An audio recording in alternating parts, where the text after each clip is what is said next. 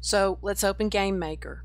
Now if you can't see Game Maker on your dock, which it should already be there, here it is, you can find it in your hard drive. Open Macintosh HD, open your application folder, look in alphabetical order for the word Game Maker right there. If it's not already installed on your dock, you should drag it over here and put it on your dock. Now when the program opens, a splash screen comes up in front of the program, and a lot of times it'll block the view of the program window until you close it, and that's this thing here called Yo-Yo Games Game Maker News. This is the company that wrote the software, and this is the latest updates on anything going on with the product and the company that made it.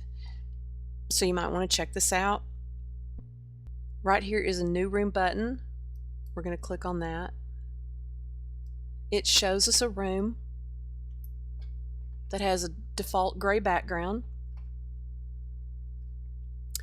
Now this is something different from the PC and the Mac. You'll notice right here there's a list of menus you're supposed to use for customizing your room.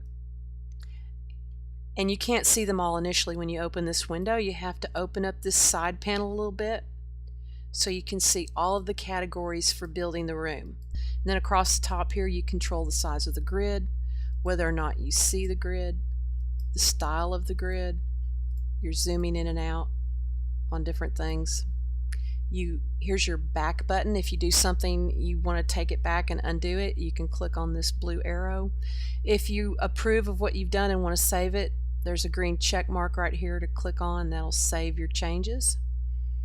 These other things are not available yet because we haven't made anything in the room. So the first thing you have to do is make a background. We're not going to use something that's been made in Photoshop. We're just going to colorize the background. So right here, the color gray, we're going to click on that. It's going to give us the color picker window, and we're going to pick a shade of green. And it doesn't have to be any exact green, just something that you like. So click in the circle in the green area until you get a preview of the green that you like. If you want the green to be darker or lighter, you can slide this up and down to change the value of the green from light to dark. When you got the green you like, you can say OK. There are other types of color palettes here that you can look at. We're going to use the first one. Say OK. That'll change your background to green.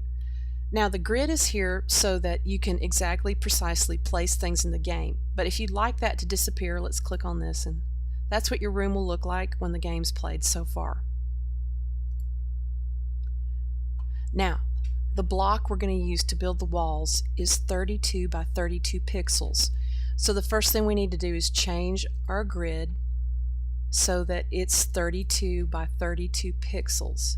So up here at the top, change your X and Y coordinates to 32. Notice your grid got larger. Alright, now this room's ready to receive objects, but we don't have any objects or sprites yet. So we're going to click OK, the green check.